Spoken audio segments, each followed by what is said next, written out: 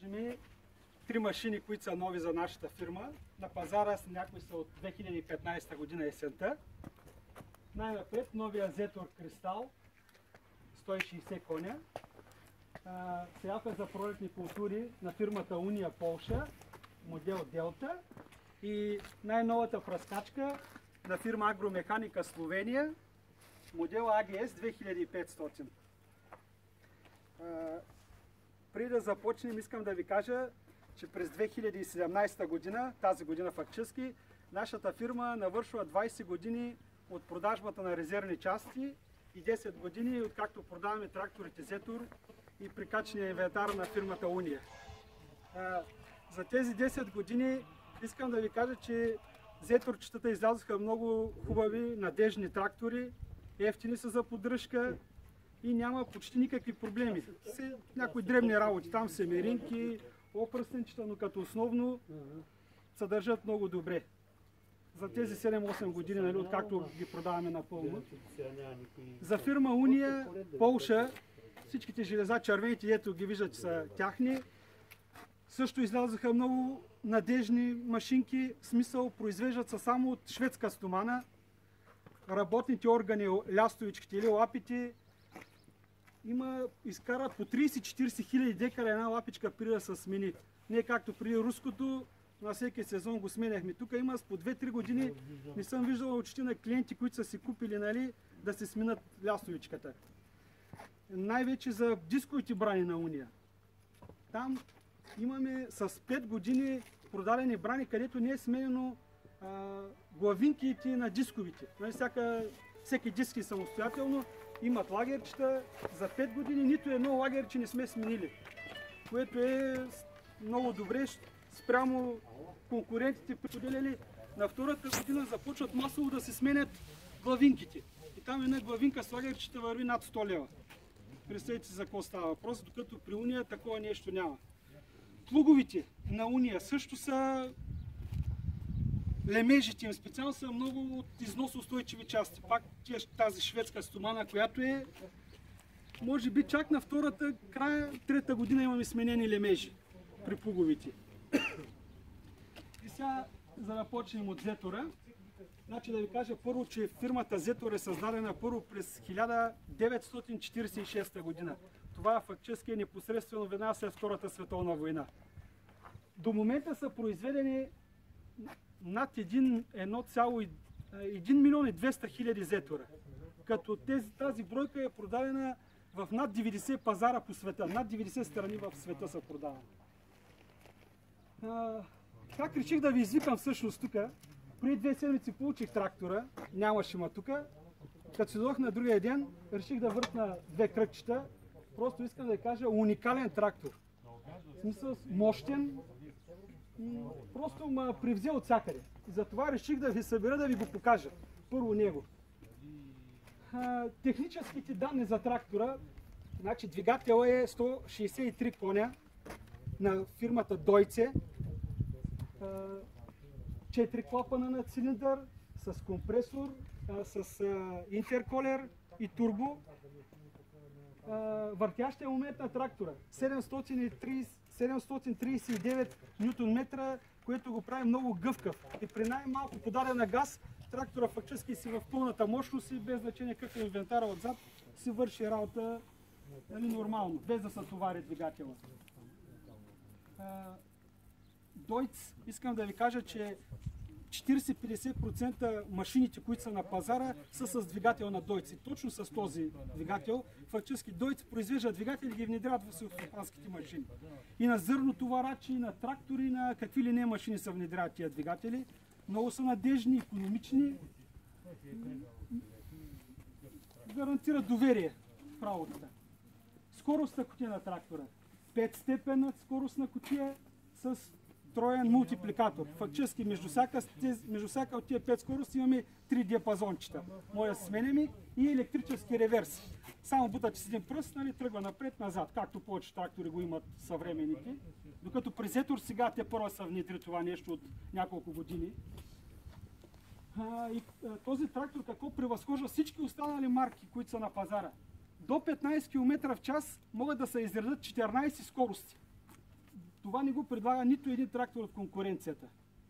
Демек, точно тия до 15 км, където работим в полето, може да си минаваме, фактически всяка една скорост си има предавка, което го прави много полезно за работата.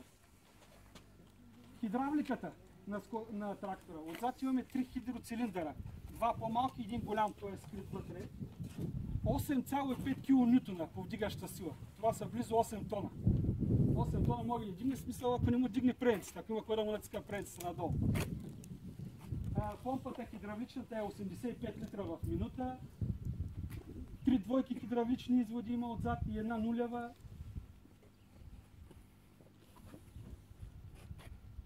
Компютъра, навесна система, трета категория на окачване. С компютър се контролира цялата система. За скоростите забравя да ви кажа, че е интересното, че могат да се включват и автоматично. Между всяка скорост тия половинките може да се зададе автоматично да си ги сменя, все едно е автоматична скоростта кутия. И самия трактора вече е с компютър и ужасно много функции има. В смисъл, може да се зададе инвентар, ако ни 4 метров. Задаваме го само, че е 4 метров и накрая може да видим накрая колко декара сме орали или издисковали или култивирали и хиляди други показатели могат да се следят чрез компютъра. AdBlue система вече, понеже Европейския съюз задължиха Евро 4, задължително с AdBlue вече, за да отговаряме на нормите. Резервуара е 300 литров, няма да свърши нафтата. Междуосието на трактора вече е с по-голямо междуосие, между предната и задната ос, което ще каже, че по-няма да тръска трактора, защото трактористи казват, абе, много тръска трактора. Нали, сега няма да тръска вече.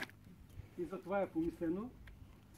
Предни тежести 900 кг имаме, задници са 472 кг. Какви опции се прилагат за самия трактор? Може да се поръча с предна навесна система, с преден вон. И другото, което е хубаво, вътре е самата кабина вече, може да се поръча, както колите имат различно копе окраска, вътре пластмасите може да са примерно сиво с бяло, самия плат вътре има кафяв, има вишнев, което го прави много красив вътре трактора. Има такъв в момента в Добрич, във фирма Стойчеви, има такъв, миналата седмица бях там, уникален е вътре като дизайн. И така, хубав трактор. Надявам се, ще върши доста работа. До момента има продадени два такива само в България. Един е тук в Белене до нас, другия не знам къде точно е отишъл. Момчето работи вече година и нещо, идва тук при нас. Нали, питам му как е, се казва, че е доволен от трактора. Това е в общи линии за сетора.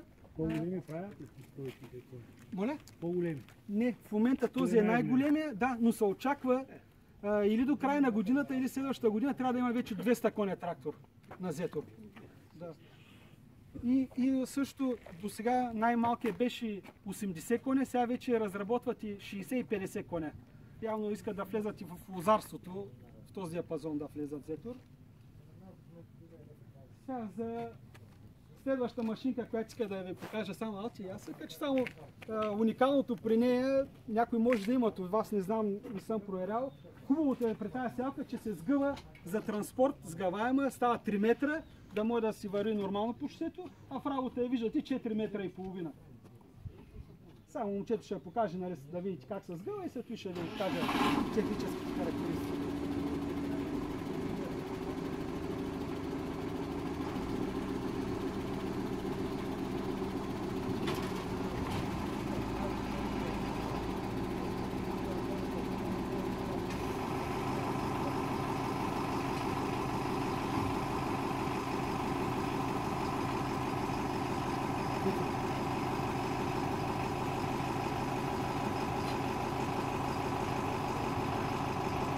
Готово, дай разбери.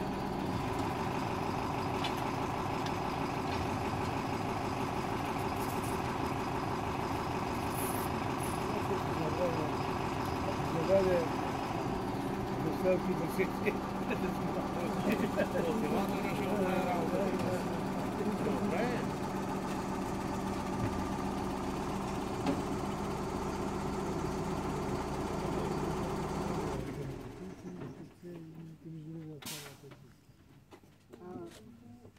Сега Това е, както ви казах, е производство на фирмата Уния Полша.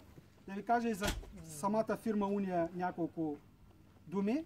Значи Уния е водещ производител на селскостопански машини, като висококачествена техника се продава в 35 пазара Европа и 60 пазара в останалата част на света.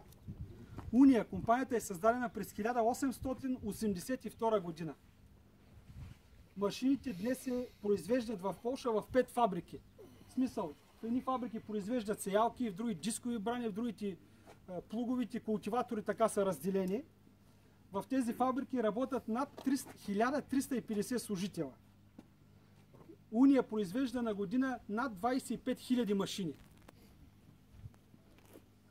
Успехът на компанията се дължи на използваните най-високо качествени материали за производство. Шведска стомана, съвременни техники за производство и изгубяване, строги стандарти за контрол на качеството.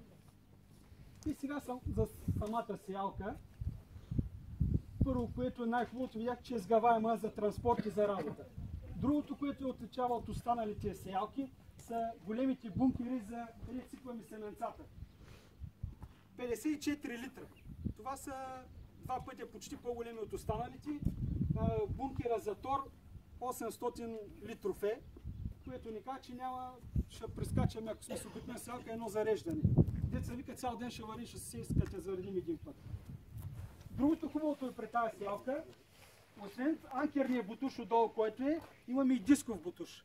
Ако не сме можели да подготвим хубаво полето за сеитба, няма да има проблеми, пак семенцето ще бъде положено както трябва, защото дисковия бутуш ще прорежи, както едно време руското сезилото, фактически такъв бутуша, няма да има прошка, ще бъде отворена земята.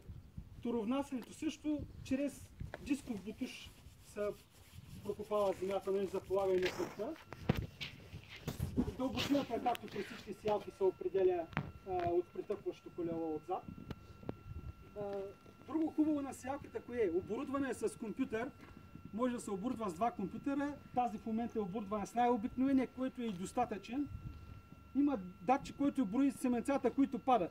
Ако спре да падат някои семенца, примерно запуши със секцията по някаква причина, вътре в трактора веднага изписва, примерно първа секция е запушена и звуков сигнал имаме. Освен, че пресветка и пишете вътре, слиза тракториста, изчиства, се оправя си секцията и продължава. А не, примерно, ако нямаме такова нещо, ще мине 1-2 км, ще видя по бункера семената седат, тогава да се почне да се търси проблема. Другото, което е, една такава сеялка, знаете, че се дърпа от трактор, примерно 100 конски сили. Тук, понеже виждате, че е по-масивна, тежината е 1570 кг, празна. Като я напълним, ще отиде 1700. Фактически отиваме в трактор категория от 120 коня нагоре. Значи 120 до 150 коня трактора трябва да е, който ще работи с нея, за да няма проблеми. Фортирата, където е закачена, е 125 коня, никакви проблеми няма. Горе от такава категория трябва да е трактора. Маркирите, двуцилиндрови маркири за разгъване имат. Тегло, мощност казахме. Скоростната кутия, която пуска семенцата там на разстояние еди си колко сантима, 6 позициона на 6 позиции може да се сменяме тия семенца, които искаме да пускаме в земята.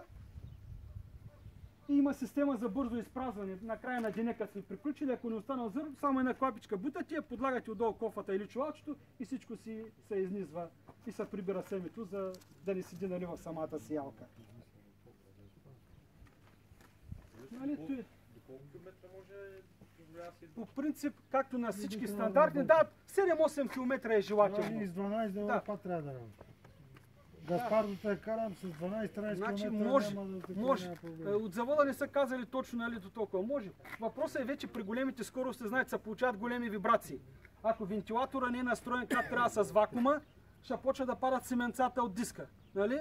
И ще почне да прави загуби вече. Или може да се получи приплъзване на колелата. От голямата скорост вече да няма хубаво сцепление. Да, той зависи почвата, как е подготвена, нали? По принцип до 10 км ги дават безпроблемно, нали? И няма смисъл 10 км според мен да се настъпват машините повече. Ако искат повече, ще пускат втора сялка или трета. Също ми по-навреме, такива пари май празници държат. Вакуума също може да се регулира. И тук тези двете отворчета, ето ги виждате, на вентилатора това се завърта, тук може да се регулира вакуума. Ето е тук, където как скоростта кутийка, който вижда, от тая ръчка се сменят нормата, от тук сменяме нормата за торовнасенето, 80 колко килограмите. Масивна яка сялка, значи едната секция дигаме двама човека, много яко нещо като тежест. Така, ами в общи... Моля? Без торовнасенето предлага ли? Да, трябва да има. По принцип всичките ги дават с торовнасен, но щом има, може и без тор, трябва да няма проблем. Дискови, предлага се нали, оборудвана с дискови за царевица и слънчоглед. Дисковите за царевица с 30 отворчета на 5 мм отворчето. Диска за слънчоглед е с 24 отвора на 2,5 мм. С царевицата отвора е с повече диска е с повече отворчета. Някой ако прави поливна царевица, може да си позволи по-близко да сей, да извади по-големи добиви, затова е направен с повече дискови, нали? С повече отворчета, с тая умисъл. Той же променя там от скоростната. Да. Понеже нали, продавам много резервни части. Сьон Мизлера, примерно турски сялки, деца масовите ги има на пазара, тяхният диск е с 16 отвора. По принцип, слънчогледните бият повече, пък царевицата по-малко. Поляка така е преценил, така го е направил. Различно виждане, който както... То се променя. Да, от скорост, ако ти си определиш фактически нормата, каквато искаш. Ами това е за сеялката. Сега, другия продукт, който искам да ви презентирам, това е най-новата пръскачка на фирма Агромеханика Словения. Няколко думи ще ви кажа и за самата Агромеханика. Агромеханика е най-големият производител на селскостопанска техника в Словения. Компанията е започнала своето развитие в края на 60-те години. По-голяма част от своята продукция Агромеханика изнася Европа с най-високите европейски стандарти. И другото искам да ви кажа, по статистика на КТИ, много пръскачки в България. И сега за самата пръскачка, модела е AGS 2500. Това е вместимостта на резервуара 2800 литра. Има от другата страна резервуарче за измъй на системата след работа 300 литра. Самата рама, прахово боядисвано, антикорозационно. Штангата е по същия начин, пак прахово боядисана и защита има антикорозационна. Тази специална експоната е с штанги 21 метра. Агромеханика предлага 18 метрова штанга, 21 и 24 на този модел. Тази 21 е смисъл най-използваната, понеже знаете за окопните култури царевица слънчоглед влиза на всяка пета сялка. И затова е най-използвана. Но и 24 да се поръча 18 не е проблем. Може да се спират последните дюзи и пак да си влезеш в 5 реда, като искаш. Така, штангата казахме 3 вида. Троен дюзодържател. Избираме си дюзичката, с която искаме да пръскаме според литрите на декар, които искаме да вкарваме. Дюзите са немски. Помпата, която отпред е за до 18 метра штанга е 150 литра. Помпата си е на Агромеханика. Искам да ви кажа за помпите на Агромеханика. Продал съм тук в района 7-8 пръскачки на Агромеханика, такива големи, не този модел, предния. За 4-5 години не сме сменили една мембрана на помпа на Агромеханика. Докато най-големите производители, италианците, дават всяка година смяна на тяхните мембрани, профилактично, да не стане на следващата година по време на работа нещо. Тук помпата е Комет италианска, вече е по-мощна, 170 литра, нали, да може да захранва щангите. Клиранса или разпросвета под рамата е 60 см на пръскачката. Може опционално да бъде с по-високи гуми, може да бъде и 70 см просвета и 80 см. Оборудване с компютър, който следи за абсолютно целият процес на пръскане. данни, нали, какво със същи един компютър може да покаже, показва го пръскачката. Задвижването е с кардан, оборотите на работа са 540 оборота на ВОМа максимално. Има пълненето по два начина. Ето тук филтърчето, дето го виждате с жълта капачка, можем да се засмукваме от канал, от шахта, нали, където съхраняваме вода. Може и от хидрант да са пълни. Ако има хидрант, кой да подава водата, съседният извод е за пълнене от хидрант. Това малкото бидонче, където го виждате, е смесител за препарата. Сваля се надолу удобно, сипва се препарата, разбърка се и с едно движение на екрана се дига в основния резервоар. Другото най-важно нещо, има си допълнителна помпа, която е 200 литра в минута. Постоянно само бърка препарата. Нейната работа на тази допълнителна помпа е само да бърка препарата, което е много хубаво. Отделно си има други бъркалки към самата пръскачка. Самото окачване на пръскачката е паленограм, което говори, че е много здраво и позволява пръскане с висока скорост. Тук вече може да кажи 15 км, няма проблем, щангата стабилизирана на амортисьори, жестоко е. Значи след сега като свършим, ще хапнем, който иска. Пръскачката е продадена на Здравко от петопаленци. След малко на класа ще се закачи, ще се инсталира всичко и се пробва. Който има желание, може да остане да види, ще се пръсне с нея, да се види всички регулировки, да се нагласи. Който има желание, може да остане, да го види това нещо. И сега, Гошо, къде? Тук съм. Гошо, ела. Искам да ви представя, това е момчето, което е официалният вносител на агромеханика за България. Фирмата е в Карлово, Трактор Инвест. Някои от вас сигурно не знаят. Ще му дам думата и той да каже няколко думи за самата пръскачка. Той е по-запознат естествено от мен.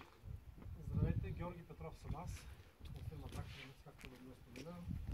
Нашата фирма е създадена преди 11 години и основната цел е да бъде официален изключителен представител за България на словенската марка Агромеханика. Фирмата е специализирана в продажбата и сервизирането на пръскачки Агромеханика. Поддържа много голям набор от резервни части на склад, също и от машини. Почти във всеки един момент при нас може да се вземе, чрез регионален дилър, желание от клиента модел. Но доста подробно, така изчерпателно споменах характеристиките на пръскачката. Бих допълнил да обърнете внимание на дюзите. Значи всички дюзи са защитени от удар в почвата или в растенията. Прибрани са за разлика от доста други пръскачки, където самият издържател е уязвим при удар. Но тази пръскачка стандартно идва с пълния набор от екстри, нужни на българския фермер. Имам предвид голям бидон, 2800 литра, предлага се и с 3260 литров обем на резервоара. Резервоар за измиване на системата, само чрез завъртане на един кран, пръскачката автоматично засмуква чиста вода, измива дюзите, секционните клапани и вътре самия бидон. Хидравлична щанга. Напълно хидравлично разгъване, сгъване, повдигане и нивелация на щангата. Компютърът е от най-ново поколение, агромеханика е тяхна разработка от компютъра, а секционните клапани и регулатора на налягането са на фирма Арак.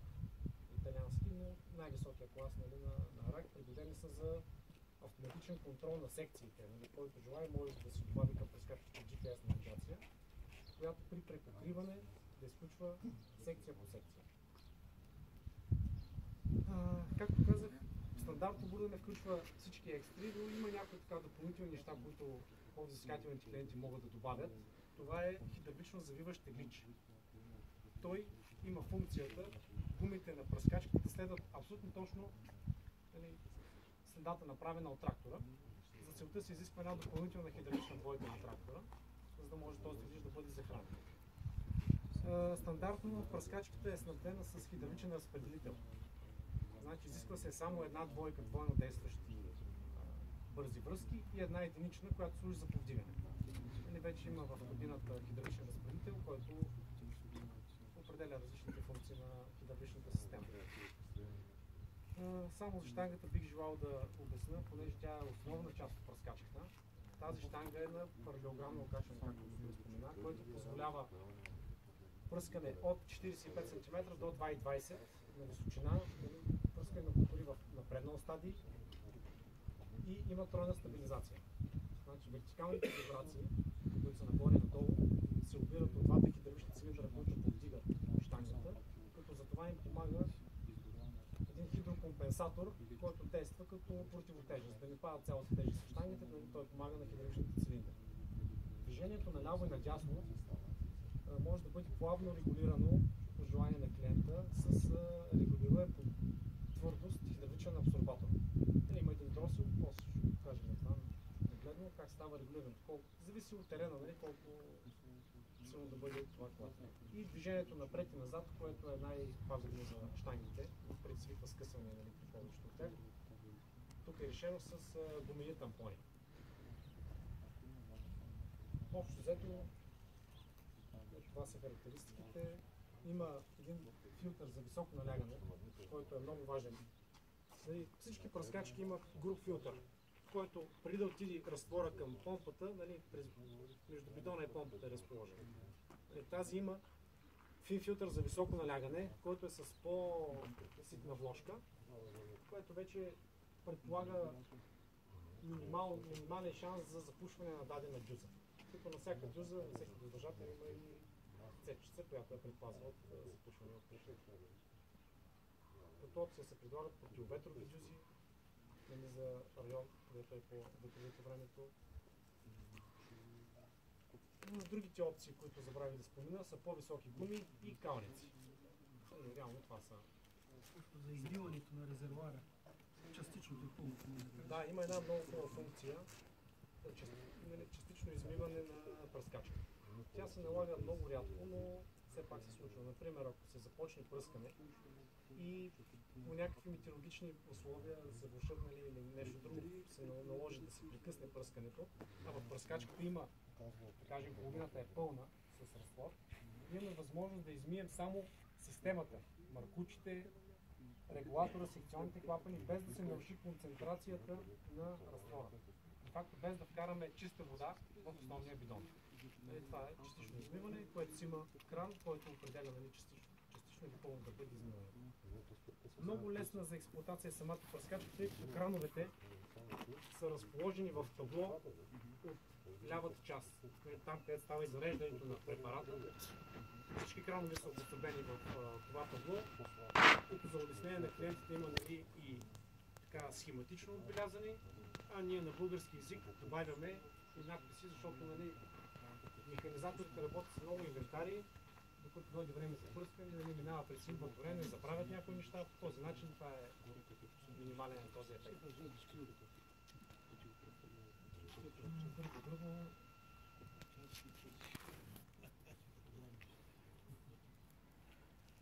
После нагледно вече ще демонстрираме, нали, сгъването на щангата, настройка на наклона, който има интерес. Компютъра може да види, компютър е с цветен дисплей, голям.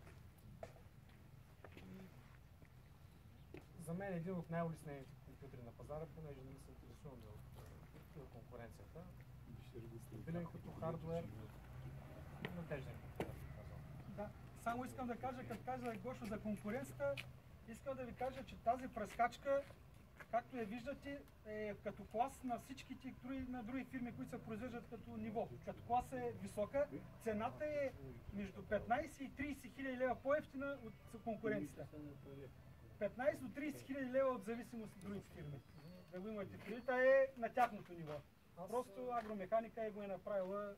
Да, мога да качество цена. Това беше изживанието, нали, понеже имаше друг модел с хидравлични щанги, нали, който все още се предлага.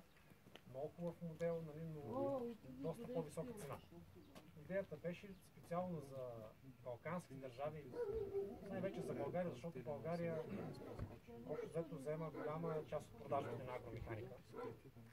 Идеята беше за българския фермер да имаме пръскачка с всички нормални екстри, които изисква, нали, хидравлично разгъване, компютърно управление, лесна за експлоатация, машина на добра цена.